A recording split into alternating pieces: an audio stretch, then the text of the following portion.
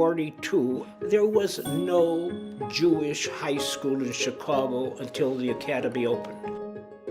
Chicago then was much, even though it was a tremendously large community of hundreds of thousands of people, it was very small in terms of our world, in terms of the religious world. A student who wanted to learn Torah at the high school level went to a school, many of them went to a school called Marshall High School.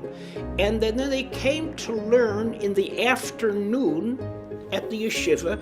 So the academy was the first school that combined the two together, Torah and Chochmah. You have to remember it was after the Holocaust. And the survivors limped into Chicago. And the mood of depression was enormous. And the academy was a venture that certainly opened up a new vista, and that somehow things would not be as bleak as they seemed.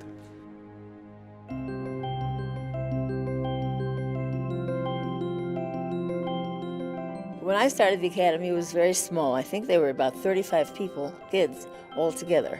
It was in the yeshiva building, at the Hebrew Theological College. There were 8 boys and me. That was interesting. Well, I haven't thought about that for years. Going to the academy, it was fun. We felt at home there. We felt welcomed by the community, not only by the school. The school was our home, an extended family. First thing in the morning we davened, we started the day that way. We studied Ivrit, we studied Tanakh, the boys studied Gemara. In the afternoon, and we had an excellent secular studies program, and I think to a great extent that helped shape all of us. We never saw a conflict between Torah and Mad'a, if you will. We were expected to strive for excellence in all of them. The major population of the students in the academy were also members of B'nai Akiva. So this brought about a very, very warm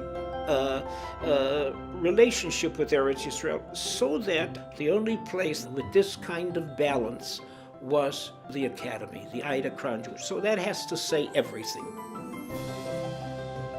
The academy was a great place.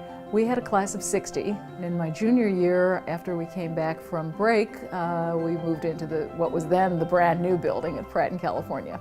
Most of the kids came from, not necessarily the same level of observance in their homes, but we had many of the same kinds of values. And it was a wonderful, nurturing environment. There were a lot of expectations. It was very difficult to get used to a dual program where you had the Hebrew and the English. It was a long day, but no one minded doing the work. And so there was respect, there were good relationships, but there was fun also. The student activities were a very important part of the academy. Saturday nights particularly. If Saturday night was a basketball game for sure, but we had the camaraderie and the spirit, the ruach that was generated, I think, was something that was fresh and new in the academy, and something that had an impact on the students at the time. The Ida Crown Jewish Academy would not be the school that it is today if it wasn't for the leadership, the vision, and the love of Rabbi Shlomo Rappaport. Together with his wife, who truly was an Ezer Kenegdo, the Rappaports created an extraordinary school. It became part of their family, and their family became part of the academy.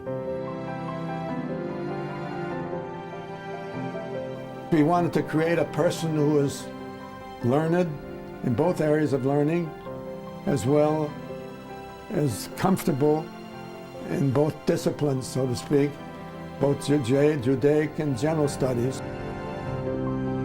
Rabbi Rappaport was kind and gentle, and at the same time he ran the ship with a firm hand. It really worked, it really worked.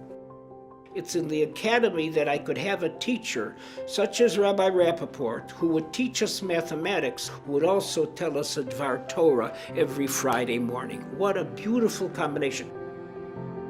Working with Rabbi Rappaport was very special.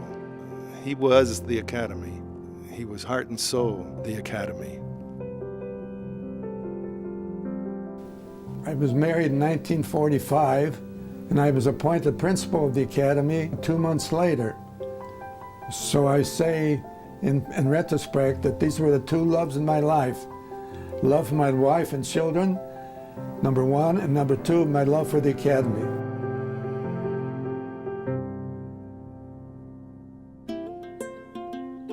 One of the greatest things about the school is how much has stayed the same.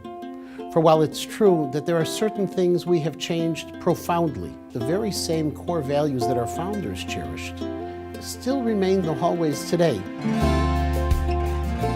We wanted to grow as Jewish women and men, and the Academy taught us by example how to live the Torah life. The Academy definitely impacted my views on Zionism, on Torah, and it made Torah learning something that I'm passionate about. The critical thinking that's an important part of the Judaic studies curriculum is also critical for when you get to sort of the tertiary level of education and beyond. The teachers that I had at the time were instrumental in forming me as a student who could write and read and think about things from different perspectives. Between the advanced math curriculum, English literature, advanced sciences, I felt very prepared even before I started at the University of Pennsylvania. Just looking back on my years at the Academy, I can't really think of a more positive time in my life. The sights, sounds, and smells of the building, it just sort of evoke a lot of memories. There was a sense of people looking to succeed, of wanting to try hard, people who felt the need to give back to the community, and I feel very lucky that I had a chance to both thrive in this environment and also make friends with the people I'm still friends with today. Certainly in hindsight, a lot of my more memorable moments maybe happened on a retreat somewhere with all of my friends. But it's a small enough school that you get to know everybody on a certain intimate level. Because of the uniqueness of a small school like that, the other alumni, especially the ones in my class, are some of my best friends. We get together for people's weddings and the births of people's children. And I don't think that's changed a whole lot. I think that family feel is still very important, and I loved it. It was a family. Looking back now, I realize how important it is not to take your time at Ida Crown for granted. The amazing minds and talent that walk through those halls every day, both the teachers and your peers, have so much to offer and you have so much to gain from them. And by learning from them and about them, you really learn a lot about yourself. All Jewish education was important to my grandmother. If she saw what the Academy has been able to produce, the wonderful, wonderful kids that have come out of it, I know it would bring a real smile to her face. That generation that started the Academy, they look what they have built. Tens of institutions of Torah in the world, for men, for women, for the general public. That's because of the fact that the Academy gave us a sense of vision.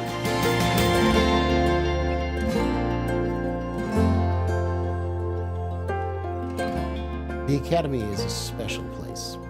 It's a place of learning. It's a place for Torah. It's a place of community. It's a place which we can all call home.